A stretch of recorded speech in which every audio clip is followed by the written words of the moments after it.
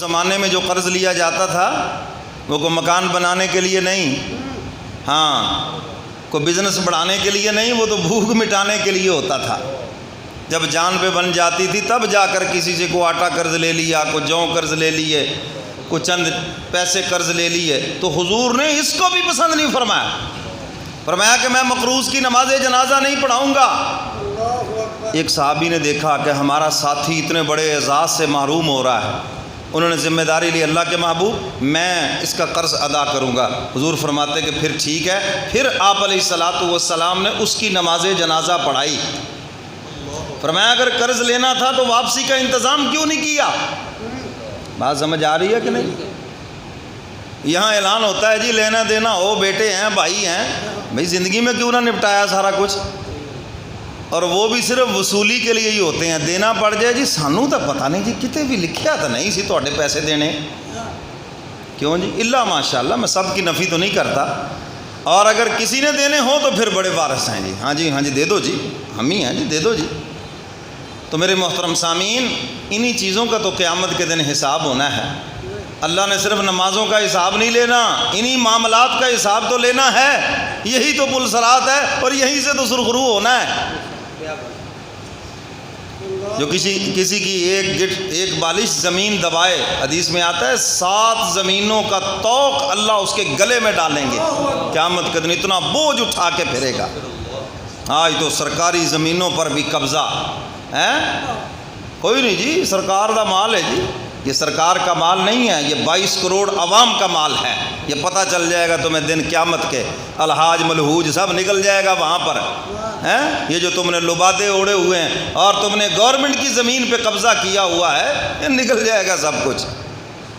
کوئی بھائی کی زمین دبا کے بیٹھا ہے، کوئی بھتیجے کی زمین دبا کے بیٹھا ہے اور سمجھتا ہے بس میں نے حج کر لیا سارا معاف ہے، سارا معاف ہے، مگر یہ نہیں معاف ہوگا۔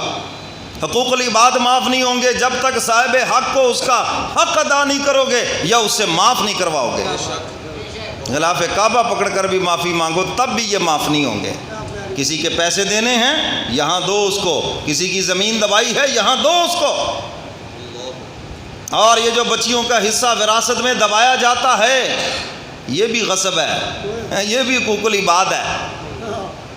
اور تماشا کیا جو ہم نے جہیز دے دیا ہے، ہم نے یہ جہیز دینا یہ تو ہندوؤں کی رسم آپ نے پوری کی ہے، یہ تو برادری کے لیے کیا، ناک کے لیے کیا ہے۔ جو اسلام نے اس کا حق متعین کیا ہے جائیداد کے اندر، وراثت کے اندر، تمہارے بزنس کے اندر، جو اللہ کا حکم ہے یوصیکم اللہ فی اولادکم للذکر مثل حظ الانثیین، جو اللہ نے فرض کیا ہے حق وہ تو آپ نے دبا لیا۔ بات سمجھ آ رہی ہے؟ یہاں تو بھائی تربیت گاہ ہے، پوچھے پوچھے ہمیں نہیں آتے، جاؤ چاپلوس مولویوں کے پاس جو تمہاری چاپلوسی کرے، ہم سے نہیں ہوتی، سیدھی سی بات ہے بھائی۔ ہمیں تو یہ دیکھنا ہے میرا مولا کس میں راضی ہے، بس وہ راضی ہے تو بس مقصد پورا ہو گیا، پڑھنے پڑھانے کا، بیان کرنے کا۔ اور وہی راضی نہ ہوا تو کچھ بھی نہیں ہے۔ میرے دادا پیر فرمایا کرتے تھے سہاگن وہ جسے پیا چاہے۔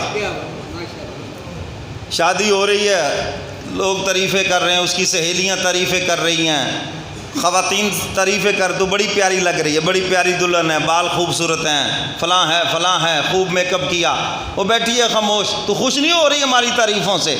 اس نے کہا میں اس وقت خوش ہوگی مجھے جس کے لیے سنوارا جا رہا ہے جب وہ مجھے پسند کر لے، اگر وہی پسند نہ کرے تو تمہاری تعریفیں کس کام کی؟ تو بھائی جس کے لیے یہ سب کچھ کر رہے ہیں وہ راضی ہو جائے تو پھر ہی مزہ ہے، وہ راضی نہ ہوا تو تمہاری تعریفیں ہاں واہ نعرے بارے کس کام کے ہیں؟ تو اس لیے میرے دادا پیر فرماتے ہیں سہاگن وہ جسے پیا چاہے۔ تو خیر بات دور نکل گئی، اللہ اکبر۔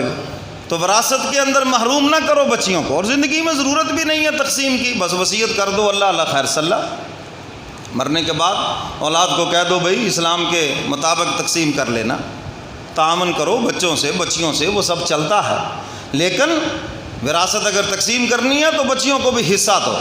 اچھا پھر ایک اور بھی بڑا فراڈ ہے، انہیں جی معاف کر دیتا سگا، ہاں بڑا عجیب فلسفہ ہے۔ بچے کمانے والے ہیں، ذرا ان سے بھی معاف کرا کے دکھاؤ نا، تمہاری جان کی معافی بھی مل جائے تو غنیمت ہوگی۔ پھر ان سے ذرا معافی کرا کے دکھاؤ نا، پھر پتہ چلے تمہیں۔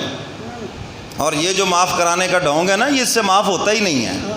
معاف کرانے کا طریقہ کیا ہے کہ جو بھی چیز بچی کی بنتی ہے، فرض کریں 1,00,000 روپے بنتا ہے، اس کے ہاتھ کے اوپر رکھیں اور کہیں بیٹا یہ تمہارا جائیداد میں حصہ بنتا ہے۔ فرض کریں کروڑ بنتا ہے، 10 کروڑ بنتا ہے، یہ تمہارا حصہ ہے بیٹی، اور اب تمہاری مرضی ہے اپنے شوہر کو دے دو، تمہاری مرضی ہے بھائی کو دے دو، تمہاری مرضی ہے واپس مجھے دے دو، تمہاری مرضی ہے اپنی جیب میں ڈال کے اپنے گھر لے جاؤ، تمہاری مرضی ہے مسجد کو دے دو، تم اس کی مالک ہو۔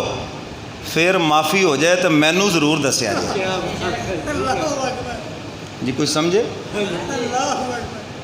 پھر معافی ہو جائے تو مجھے ضرور بتانا، یہ ہے اصل معافی۔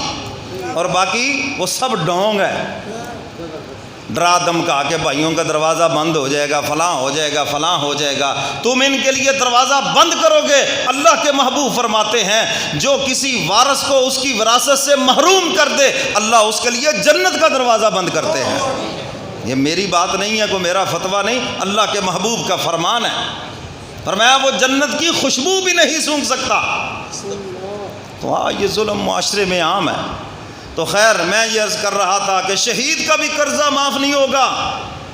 یہاں تو نمازی بھی کہتا کوئی نہیں جی خیر ہے ٹھیک ہے، یہاں تو حاجی بھی کہتا کوئی نہیں جی ٹھیک ہے، جو ہم نے فراڈ کر لیے، جو ہم نے لوگوں کا پیسہ دبا لیا، جو ہم نے کسی کی زمین دبا لی، وہ کوئی نہیں جی حج جو کر رہے ہیں ہم فلاں جو کر رہے ہیں۔ اس غلط فہمی سے نکلو، جب تک صاحب حق کو اس کا حق نہیں ادا کرو گے یا اس سے معاف نہیں کرواؤ گے جو طریقہ ہے معاف کرانے کا، اس وقت تک وہ معاف نہیں ہوگا، چاہے تم غلاف کعبہ پکڑ کر بھی معافی مانگو۔ تو میرے محترم سامعین، شہید